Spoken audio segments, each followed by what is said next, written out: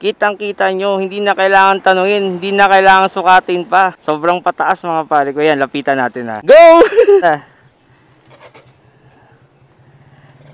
Kayang-kaya talaga mga pare ko. Sobrang taas nito, grabe! Hello mga pare ko, ngayon sa video ito, gagawa tayo ng sariling e-bike kung saan ang mga parts na gagamitin natin ay galing sa junk shop. Tara na!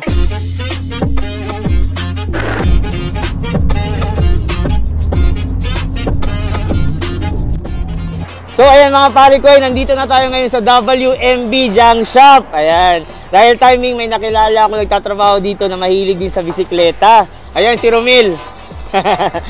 So nabanggit ko sa kanya na bubuo tayo ng e-bike. Kaya nasuggest niya na dito na lang din daw tayo bumili ng mga parts. Yeah! Hi guys, naari ko dito guys mo na ginapalit sa mga bike. Meron din mga parts dito sa motor, mga materyales, tsaka mga plastic. Piyawa oy. Ito naman mga nabili natin sa junk shop. Yan yung tawag ba, trongko.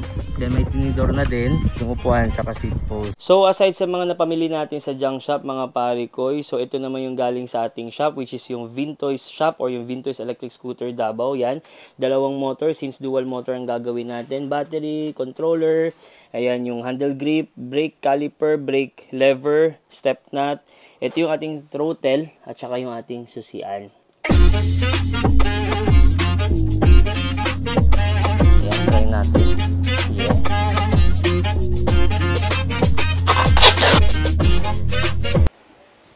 Ayan, umaandar na ang ating motor, likod at saka harap. So, subukan muna natin patakbuhin sa labas before natin ikabit lahat ng parts para malaman natin kung okay ba siya. So, try muna natin ang gear 1 mga pare ko, since hindi pa natin na-install ang brake. So, dahan-dahan lang dyan. Go! Yeah! Natakbo talaga mga pare ko. So balik na natin sa loob para ilagay na natin lahat ng parts bago tayo mag top speed check mga tol.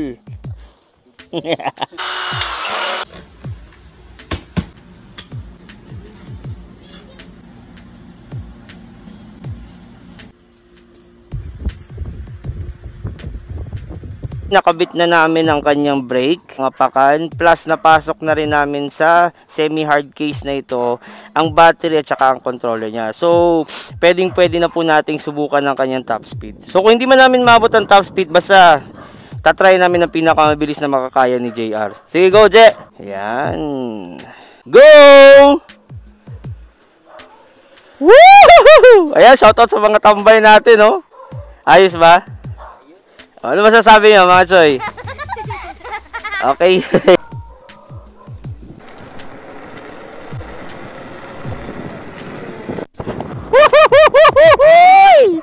Mismo.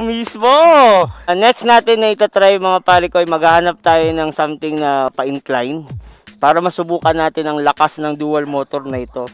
So ngayon papunta na kami doon sa lugar kung saan meron akong naisip na nasa 40 to 45 degree ang incline niya.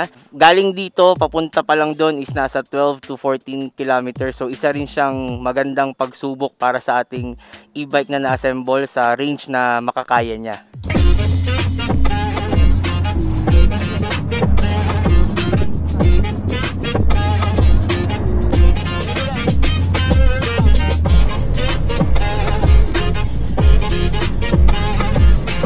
Nandito na tayo mga pare ko.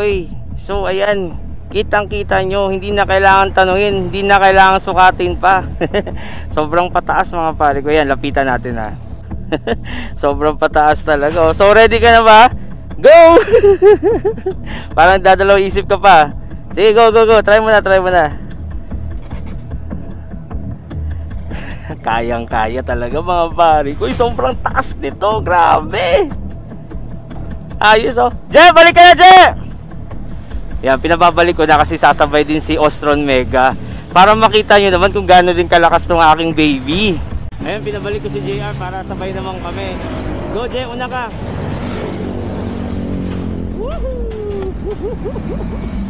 Sobrang pataas talaga dito mga pare ko. Sa mga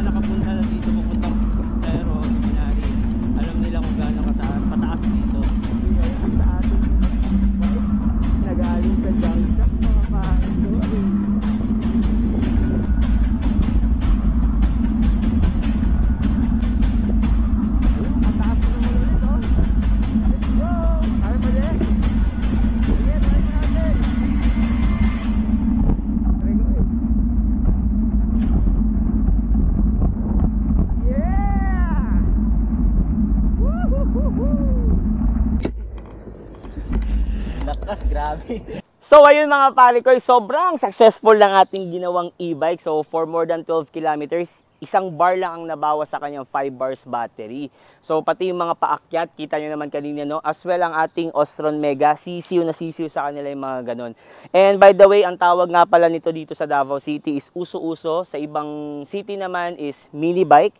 Pero basically, ito ay isang BMX na pandak version na ginawa lang nating e-bike. So follow nyo ang Vintoys Electric Scooter Davao para mapanood nyo pa kung ano pa yung mga ibang gagawin namin. And then, visit din kayo sa aming Vintoys shop para makita nyo rin kung ano yung iba't ibang model na binebenta naming mga electric scooter and electric bike. So, thank you mga pare koy! Yeah!